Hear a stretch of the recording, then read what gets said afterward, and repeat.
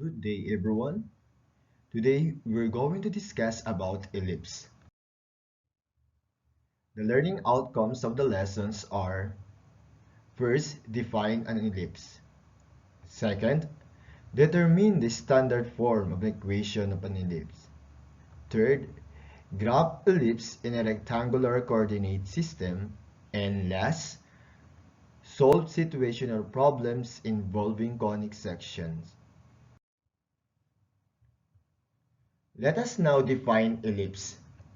Ellipse is a set of points in the plane that the sum of whose distances from two fixed points, f sub 1 and f sub 2, is a constant. Each of the two fixed points, f sub 1 and f sub 2, is a focus. The plural of that is foci of the ellipse. Now let us proceed to the important information about ellipse. The line through the foci of an ellipse is called principal axis. And the 2 points of the ellipse that lie on the principal axis are called vertices. And the line segment joining them is called major axis. And the midpoint of the major axis is called the center. And the distance from the major axis, or rather from the center to a focus, is called focal distance. And the line segment through the center perpendicular to the major axis and whose endpoints are on the ellipse is called minor axis. Its endpoints are called covertices. Now let us proceed to the standard form of equation of an ellipse. For an ellipse with the major axis is along to the x-axis and the center at h, k, the standard form is the squared of the difference of x and h over a squared plus the squared of the difference of y and k over b squared is equal to 1. Now, to find for the focal length or our c, yung mismong distance mula sa center papunta sa isang focus, and that is a squared minus b squared is equal to c squared. Now, para naman makuha yung ating focus, since nakuha na natin yung focal length, we have now h plus or minus c, comma, k. So, ibig sabihin, kailangan mo muna natin makuha si c, and then si c, siya yung i-add o subtract natin kay h para makuha natin kung saan nakalocate si foci. Next, let's proceed to the vertices. Now, for the vertices, we have h plus or minus a, comma, k. And then for the covertices, that is h, comma, k plus or minus b. Now, we have here, when A is along x-axis, horizontal ellipse yon.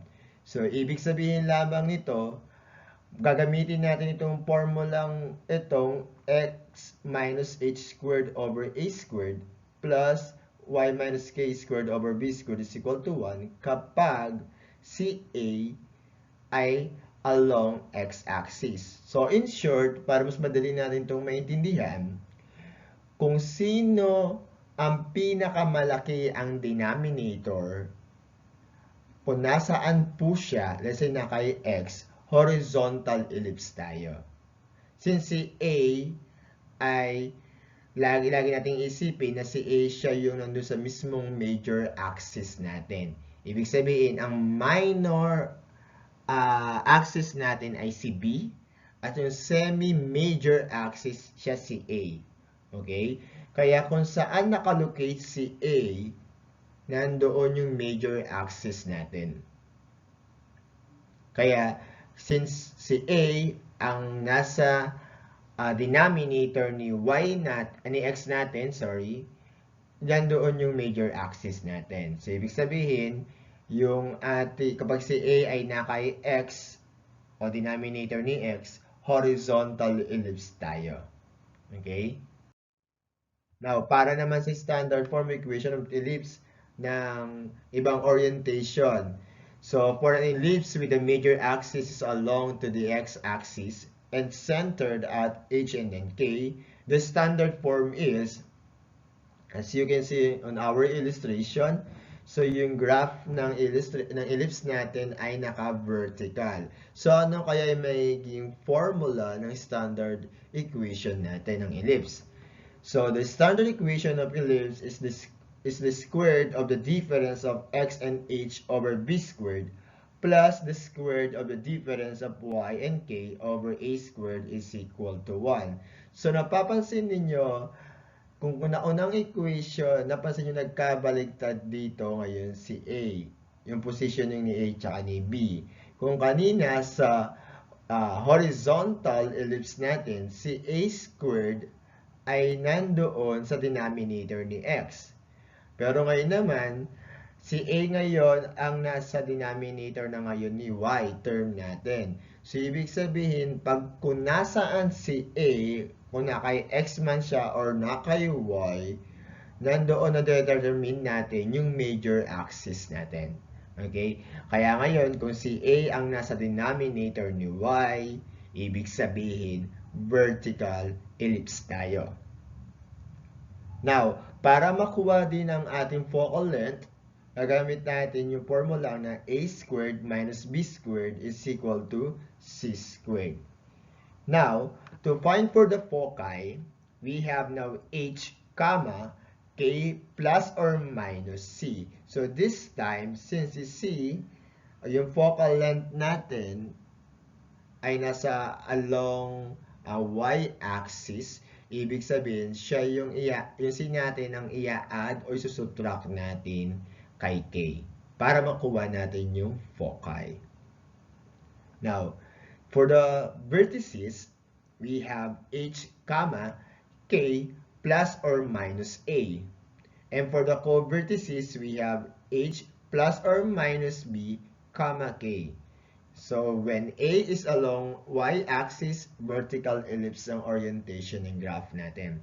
And, para mas madaling maunawaan, no, para kung ano ang gagamit nating equation, basta kung nasaan si A natin, kung saan nakalocate, kunyari na kay denominator siya ni x, horizontal ellipse tayo.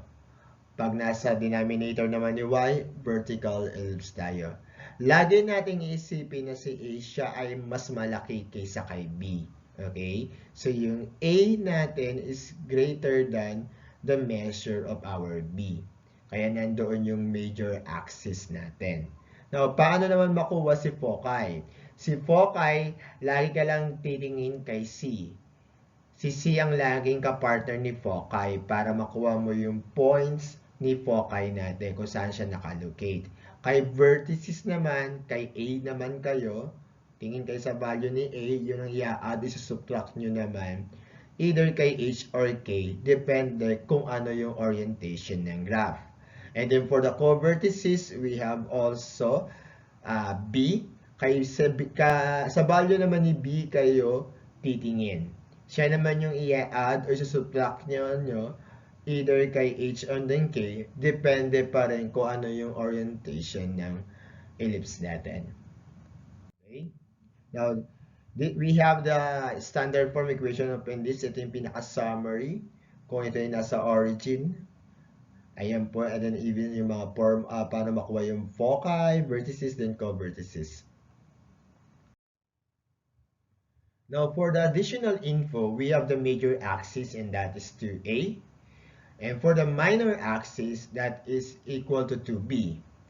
Now, to find for the semi-major axis, that is equal to a, and semi-minor axis is b. Now, from the other side, we have here the squared of the difference of x and h over a squared plus the squared of the difference of y and k over b squared is equal to 1. Now, if a squared is greater than b squared, horizontal ellipse yan. Kung ito yung formula ang gagamitin natin ng standard equation.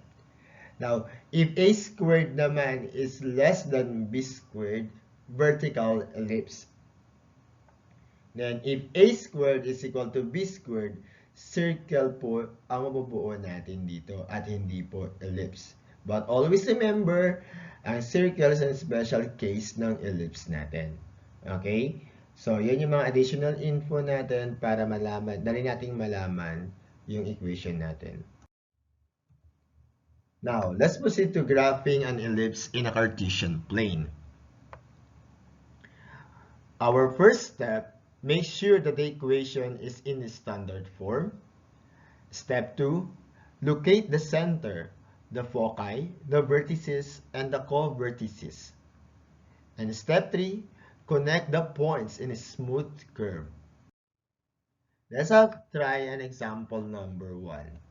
So we have give the foci, center, vertices, and co-vertices of a given equation of an ellipse x squared over 169 plus y squared over 25 is equal to 1. Sketch the graph. Now, what are we going to do here?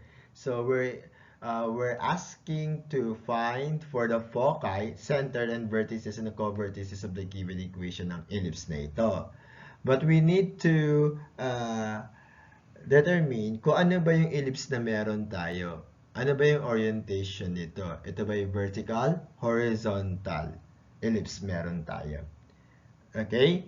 Since ito ay x squared over 169 plus y squared over 25 is equal to 1, ibig sabihin lamang nito yung center ng ellipse natin ay nasa origin.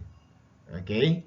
And then, tingin tayo sa both denominators nila. Ang lagi nating iisipin dito, kung nasaan yung pinakamalaki ang denominator, doon magbabase yung position ng major axis natin. Since mas malaki si 169 compared to 25, at si 169 ay nakay x squared, denominator siya ni x squared, ibig sabihin lamang nandito, ito si A natin. Okay, sabi nga natin si A lagi ang pinakamalaki ang value compare kay B. Kaya kung si 169 ay mas malaki kay 25, ito ngayon si A at si A ay nasa denominator ni x squared, ibig sabihin horizontal ellipse ang meron tayo na orientation ng graph. Now, solve natin ngayon yan. Okay, we need to find for the value of A and our B para makuha natin ngayon si C. Kasi hindi natin makukuha si foci kung hindi natin maibibigay muna yung value ni C o yung focal length natin. Okay? Sabi nga natin makukuha natin yung focal length sa formula ng A squared minus B squared is equal to C squared. Okay? So we have x squared over a squared plus y squared over b squared is equal to 1. And then we have x squared over 169 plus y squared over 25 is equal to 1. And then kailangan natin makuha si A and then B. We have x squared over 13 squared plus y squared over 5 squared is equal to 1. So, means to say that yung A natin ay equal kay 13 at yung B natin ay equal kay 5. So, we have now a value of A and then B. So, ang kailangan na lang natin ay si C. Now, to find the foci, first we need to solve for C, where A is equal to 13 and B is equal to 5. And then substitute those value of A and then B. So we have now C squared is equal to 13 squared minus B squared. And then squared them. So we have C squared is equal to 169 minus 25. Then simplify. C squared is equal to 144. Square root both sides. We have now 12. Okay. So our C is 12. Or that is positive and negative 12. Now, para mas mabilis na lang, kung nahihirapan kayo sa pag-solve ng mahaba, ang gawin nyo na lang ay yung 169 at 125, yung both denominator. Subtract nyo lang sila. 169 minus 25, yan ay 144. And then square root mo lang yon, 12 na ang sagot natin. So yung focal length natin, o yung distance from the center papunta dun sa focus is 12 units. Okay? Now, ang kailangan natin ngayon ay makuha ngayon yung foci, yung center, then vertices and co-vertices. So we have A now is 13, B is 5, C is 12. Now, para makuha yung foci, alam natin, tingin lang tayo sa value ni C. Si C ang i-add natin at isusubtract natin doon kay H. Bakit kay H? Kasi naka-horizontal yung graph natin. Pag horizontal ellipse, si C ang i-add o isusubtract mo doon kay H natin para makuha yung foci natin. So, we have now foci that is positive and negative 12, 0. Now, for the vertices, again, titingin tayo sa value ni A. Kasi yung value ni A, siya yung i-add at isa-subtract natin kay H. Okay? Para makuha natin yung vertices. So, our A is 13. So, we have now plus and minus, positive and negative 13, 0. And for the co-vertices, that is, sa co-vertices naman, kay B naman tayo. So, kung papansin ninyo, si C tsaka si A, sinusubtract at ina-add natin kay H para makuha si foci and si vertices. Dito naman pagdating kay co-vertices, kay B tayo, pero hindi ka kay H mag-a-add o magsusubtract, kundi kay K ka. Okay? So, ang B natin is 5. Siya yung i-add at subtract natin kay K.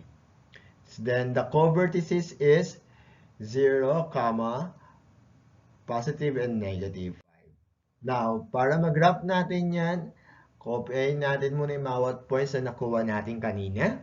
So, we all know yung center natin is nasa origin. Foci is positive and negative 12, 0. And then the vertices is positive and negative 13, 0. And the co-vertices is 0, positive and negative 5. Now, this is now the graph of our equation x squared over 169 plus y squared over 25 is equal to 1. Okay? So, yan lang. So, kung gusto nyo isolve lang to ng mabilisan, sabi ko sa inyo, para makuha yung yung graph nito, ang gagawin nyo lang, kuhanin nyo lang si 169 yung denominator. So, basta lagi nyo na munang iisipin, alamin nyo muna yung orientation ng ellipse natin, kung ano ba yung graph niya. Kung ito ba yung horizontal or vertical. Basta kung nasaan yung pinakamalaki ang denominator, nandoon po yung major axis natin. Okay? So, nandoon, kasi yung ibig sabihin lamang yan, na kung ang A squared natin ay nakay x term, ibig sabihin horizontal ellipse tayo. Kapag si A naman ay nakay y term, denominator ni y term, vertical ellipse tayo. Okay? Basta lagi natin tatandaan si A ang pinakamalaki kaysa kay B. Now, para makuha naman din yung focal length or yung C, subtract nyo lang yung both denominator. And then, kuha nyo lang yung square root, yun na po yung focal length natin. So, ibig sabihin, yun na yung pupunta yung distance natin ng center papunta kay focus. Next example. Example number 2. Find the foci, center, vertices, and the co-vertices of a given equation of an ellipse. So we have x squared, the squared of the difference of x and 1 over 16, plus the squared of the difference of y and 2 over 25 is equal to 1. So sketch the graph. Now, observe nyo naman ulit yung equation natin. Since given ang equation, ano sa tingin niyo ang magiging graph or orientation ng ating ellipse? Again, titingin tayo sa denominator. Kung nasaan yung pinakamalaki, nandoon yung A natin.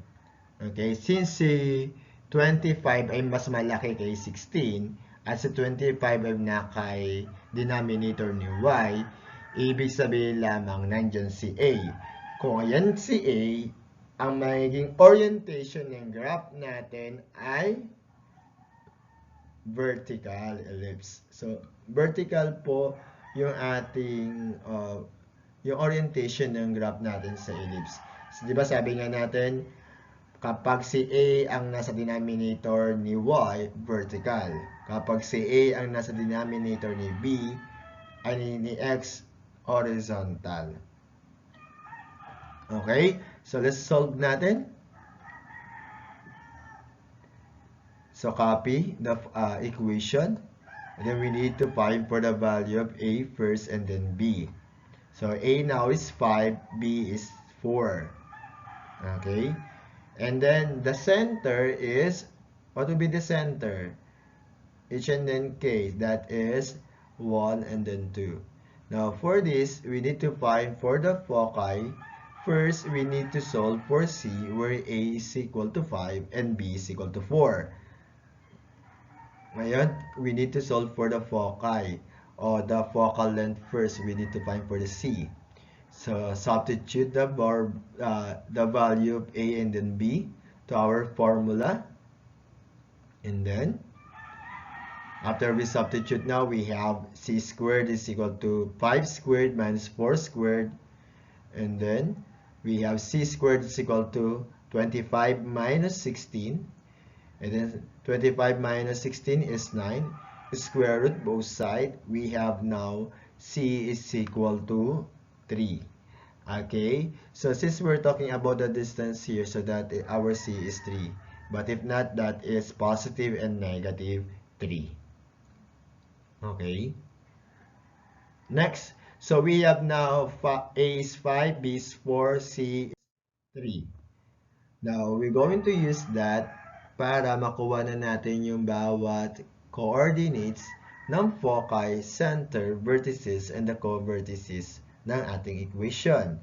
Again, pag hinahanap si foci, kukuha na lang natin yung value ni C na siyang i-add o i-subtract natin. Since ito ay vertical, si C ang i-add o i-subtract natin kay K. Ibig sabihin kay K tayo mag-add o mag-subtract pagdating sa foci and vertices. And then substitute natin. We have, since the center is 1 and then 2, or H and then K, so we have 1, 2, plus or minus 3. The foci now is 1, 5, and 1, negative 1. Paano naging 1, 5? So, copy si 1, then 2 plus 3, 5, and then 2 minus 3 is negative 1. Now, to solve for, or to find for the vertices, look for the value of A. Since our A is 5, siya yung i-add sa subtract natin kay K natin. So, substitute. Then, we have now the vertices 1, 7, and 1, negative 3. Now, for the co-vertices, kung tingin tayo sa value ni B, na siyang i-add natin this time kay H at hindi kay K. Laging magka-opposite si co-vertices at si vertices natin kung saan sila na-add o sinusubtract. And then substitute natin. We have now co-vertices that is 5, 2 and negative 3, 2. And then after that, we need to sketch the graph. So, copyin muna natin yung mga given natin, ay mga nakuha nating solution. Center is 1, 2. Foci is 1, 5, and 1, negative 3. Vertices is 1, 7, and 1, negative 3. And the co-vertices is 5, 2, and negative 3, 2. And this is now the graph of our equation. Okay? Again, same scenario, pwede rin nating makuha si C sa magitan lang din ng pag-subtract nung dalawa natin na denominator. Yun yung mga shortcut para mas mabilis tayo sa pag-solve. Okay, ito yung graph. Focus natin. And then yung focus 2. And then W, that stands for the co-vertices. And B, that is vertices. F, foci. And then C is center. Okay, so let's now to the third example. So find the equation of an ellipse given the vertices -2, 2, -2, -8, and foci -2, 1, and -2, -7. So sketch the graph. So this time, ang hinahanap naman natin yung equation ng ellipse. Okay? Given yung bawat vertices and then the foci natin. Okay, so ang gagawin muna natin is to find the center, get the midpoint of the foci or vertices. Let's say foci. So alam naman natin si magkakasama along the collinear yung ating vertices, foci, at the same time the center. So naiisang line lang sila o collinear sila sa isa't isa. Kaya kung gusto natin makuha yung center, pwede natin siyang kuhanin kay vertices or kay foci. So sa pamamagitan lamang ng pagkuha lang ng midpoint, let's say we have h and k, which is to find for the center, where x is equal to h is also equal to -2. So, this time din natin solve na si h kasi alam naman natin si h ay equal din siya sa -2, which is si x is -2. So, si k na lang para di tayo mahirapan. So, k now is equal to y sub 1 plus y sub 2 over 2. And then, so, we use the foci. So 1 plus -7 over 2, that is -6 over 2. And k is -3. So the center is -2, -3. Or, kung ayaw nyo mag-solve ng may formula pa, pwedeng gawin nyo na lang, since meron ka ng h, which is same lang naman sila kasi collinear, di ba? Kaya kung foci mo ang h is -2 or si x is -2, dapat si center mo may -2 ka na dito sa h. And then for the k naman, ang gagawin mo lang, subtract mo lang ito. Then divide mo na lang sila. Ay subtract, add pala. 1 plus -7, then divide 2. Yun ang sagot natin. Okay? And then to find for A natin, kasi kailangan natin makuha si A, si B, at saka si C. Now, para makuha natin si A, gagamit, kasi diba si A, siya yung, siya yung semi-major axis, na kung saan siya yung distance from the center, papunta doon sa vertex. So, yun yung ating A. And yung C naman natin, siya naman si yung focal length from center papunta doon sa focus. Okay? So, solve muna natin si A kasi hindi natin masosolve si B agad-agad. Kailangan muna natin si A ang makuha. So, A, substitute muna natin. Kuhanin muna natin distance ng center papunta doon sa vertex. Okay, saang vertex? Yung vertex 1 or vertex 2 is okay. Let's say vertex 1, -2, 2. And then substitute natin by the use of distance formula. We have now a squared is equal to the squared of the sum of -2 and 2 plus the squared of the sum of 2 and then 3. Solve them. We have a squared is equal to 0 plus 5 squared. A squared is equal to 25.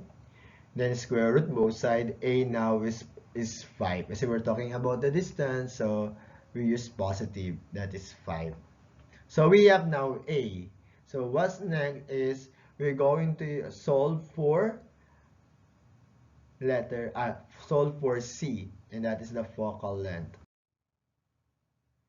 To find for C, get the distance from the center -2, -3 to focus -2, 1. Again, either sa focus ulit pwede yung pangalawa, yung focus 2 or focus 1. So bakit ba inuna natin si C? Meron ka ng A, bakit hindi agad si B? Kasi hindi pa si B, makukuha yung value ni B mula dun sa distance sa center papunta doon sa cover text. Since hindi pa naman given ang cover text dito, kaya hindi natin makasolve agad si B. Ang meron lang tayo ay si A at saka si C. Si C, makukuha siya mula dun sa center papunta dun sa focus. Kaya makukuha natin yung value ni C. Kaya kay C muna tayo. Use distance formula ulit. And then substitute lang natin yung bawat yung points natin mula sa center tsaka at the same time the focus mula sa distance formula. And then we have C squared is equal to the squared of the sum of -2 and 2 plus the squared of the sum of 1 and then 3. Solve. We have C squared is equal to 0 plus 4 squared. C squared is equal to 16. Square root both sides. We have now C is equal to 4. Okay. And then next, we have now A and then C. Now, we need to find for the value B. So, we can now solve B by the use of C squared is equal to A squared minus B squared. Yung formula natin para makuha yung focal length. Since meron na tayong C and then A, we can now solve for value B. So, substitute lang natin yung C squared, which is 16, and A squared is 25, minus B squared. And now, subtract 25 minus 16 is 9, is equal to B squared. B now is 3. Okay? So, meron tayong A, B, and then C. So, gawin na natin ngayon yung equation ng ellipse.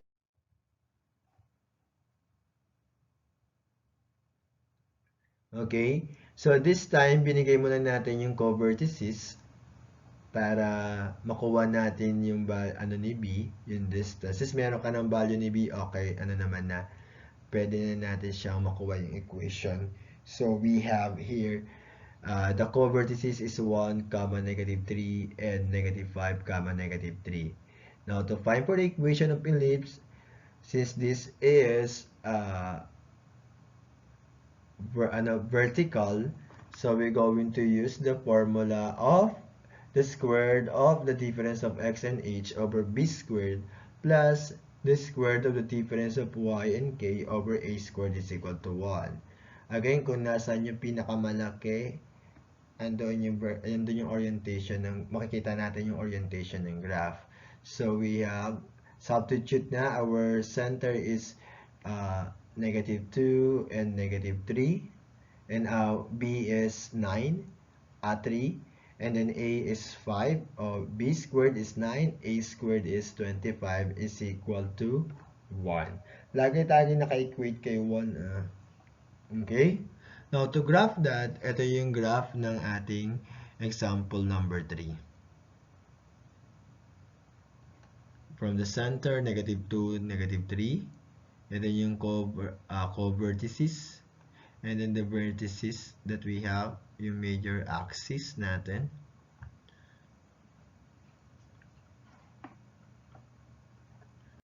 Okay, now let's proceed to example number 4. So give the foci, center, vertices, co-vertices, and the length of the major and minor axis of a given equation of an ellipse. 9x squared plus 16y squared minus 576 is equal to 0. So sketch the graph. Now, this time, ang equation naman ay given, pero hindi siya naka-standard form. Ito ay naka general form. So, hinahanap dito yung foci, center, vertices, and co-vertices, and also the length of major and minor axis natin. Now, paano natin ito isa-solve? Ang gagawin natin, since ito ay naka-general form, kailangan i-express natin ito into standard form. So, paano bang gagawin natin? Again, copy muna natin yung ating general equation na 9x squared plus 16y squared minus 576 is equal to 0.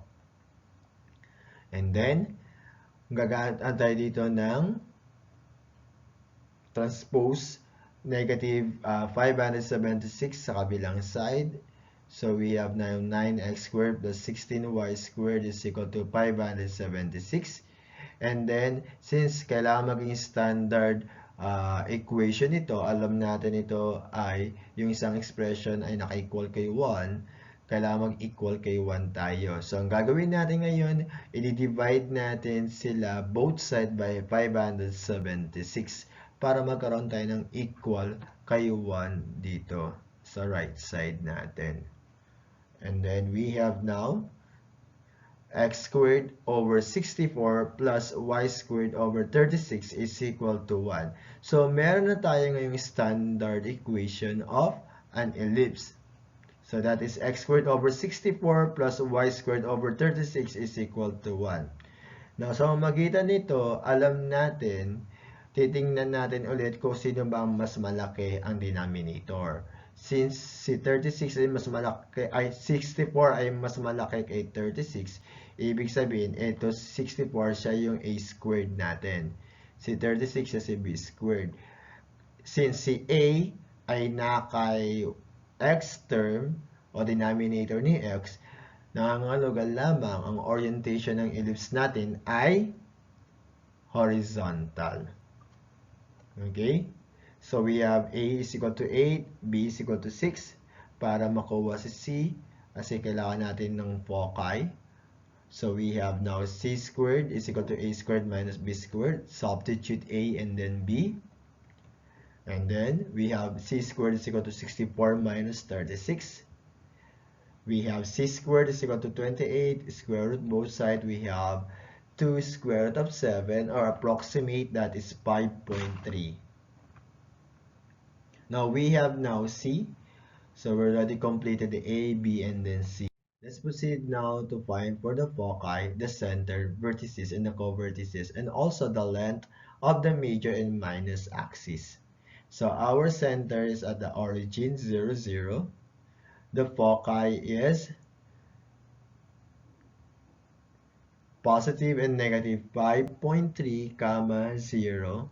Okay, that is 5.3.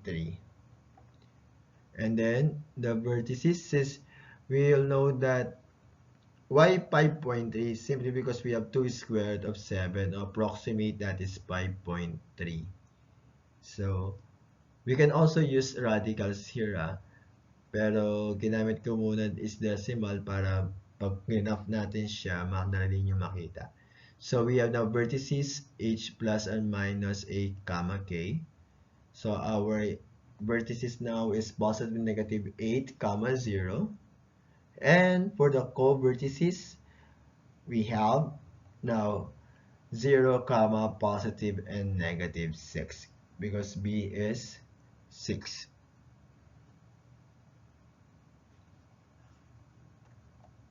Now, to find for the major axis, we all know that the major axis is equal to 2a. Since a is equal to 8 times 2 or double it, that is the major axis, 16 units. Then, we have also the minor axis. The minor axis, that is equal to 2b. Since b is 6, double it or twice of 6, and that is equal to 12. So we have now the major and the minor axis. Now to graph that, collect all the points and then graph it now. Okay? So this is now the graph of, for example, number 4.